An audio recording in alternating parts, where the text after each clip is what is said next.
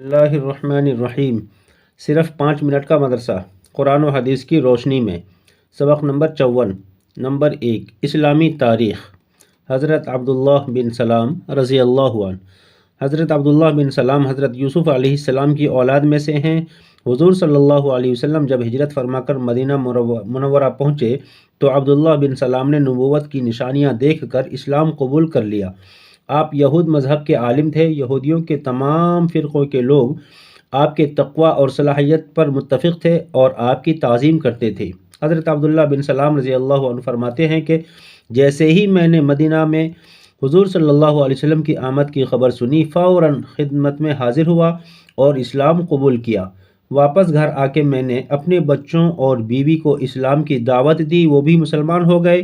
میری بوڑھی پھوپھی خالدہ بھی میری دعوت سے مسلمان ہو گئیں۔ پھر حضور صلی اللہ علیہ وسلم کے پاس آیا اور عرض کیا کہ یہود کے سرداروں کو دعوت دیجیے۔ آپ نے یہودیوں کے سرداروں کو بلایا اور اسلام کی دعوت دی، لیکن کسی نے بھی دعوت قبول نہیں کیا۔ حضرت عبداللہ بن سلام اسی وقت سامنے آئے اور اللہ کے رسول صلی اللہ علیہ وسلم کی تصدیق کی۔ یہودی سرداروں نے حضرت عبداللہ کو برا کہنا شروع کر دیا اور اسلام قبول نہیں کیا۔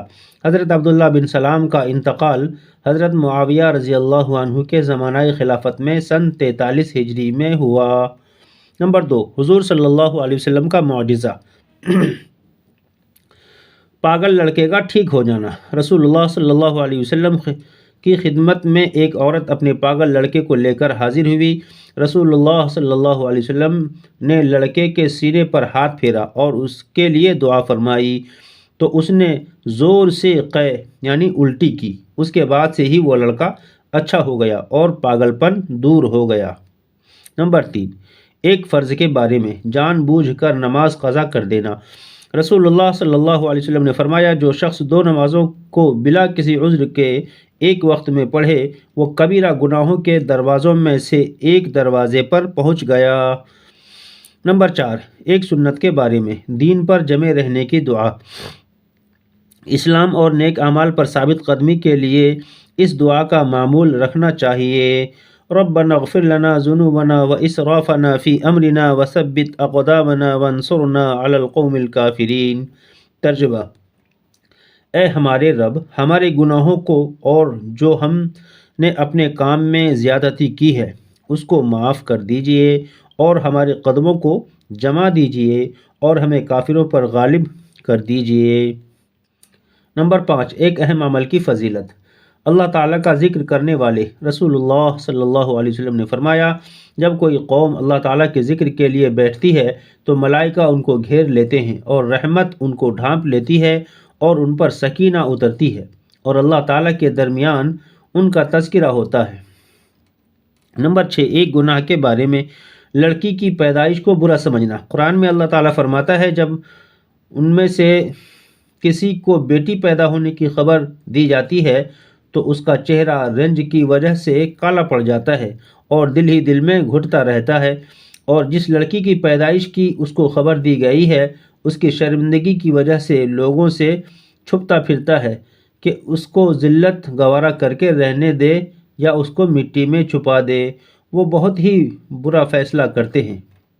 نمبر 7، دنیا کے بارے میں، دنیا کا دھوکہ۔ قرآن میں اللہ تعالیٰ فرماتا ہے اے انسان، تجھے اپنے رب کی طرف سے کس چیز نے دھوکے میں ڈال رکھا ہے، یعنی کہ تو دنیا میں پڑھ کر اسے بھلائے رکھتا ہے، حالانکہ اس نے تجھے پیدا کیا اور پھر تیرے تمام اعضاء ایک دم ٹھیک انداز سے بنائے، پھر بھی تو اس سے غافل ہے۔ نمبر 8، آخرت کے بارے میں، جہنمی کا جسم کیسا ہوگا۔ حضرت ابن عباس رضی اللہ عنہ فرماتے ہیں کیا تم جانتے ہو کہ دوزخیوں کی چوڑائی کتنی ہے؟ حضرت مجاہد رحمۃ اللہ علیہ فرماتے ہیں کہ میں نے کہا نہیں، فرمایا ہاں، خدا کی قسم تم نہیں جانتے۔ دوزخیوں کے کان کی لو اور مونڈھے کے درمیان 70 سال چلنے کے بقدر فاصلہ ہوگا جس میں خون اور پیپ سے بھری وادیاں ہوں گی۔ نمبر 9، طب نبوی سے علاج، مریض کا نفسیاتی علاج یعنی سائیکولوجی علاج۔ رسول اللہ صلی اللہ علیہ وسلم نے فرمایا جب تم کسی مریض کے پاس جاؤ تو اس کی موت کے بارے میں تسلی کی بات کہو، کیونکہ تمہاری یہ گفتگو اگرچہ اللہ کے فیصلے کو تو نہیں بدل سکتی ہے مگر اس مریض کے دل کو سکون پہنچائے گی۔ نمبر 10، نبی صلی اللہ علیہ وسلم کی نصیحت۔ رسول اللہ صلی اللہ علیہ وسلم نے فرمایا جب تم جنت کے باغات کے قریب سے گزرو تو خوب چرو۔ صحابہ نے عرض کیا جنت کے باغات کیا ہیں؟ رسول اللہ صلی اللہ علیہ وسلم نے فرمایا مسجدیں۔ پھر صحابہ نے پوچھا چرنا کیا ہے؟ تو رسول اللہ صلی اللہ علیہ وسلم نے فرمایا سبحان اللہ والحمد للہ ولا الہ الا اللہ واللہ اکبر کا ذکر کرنا۔ اللہ تعالی ہم سب کو عمل کی توفیق نصیب فرمائے۔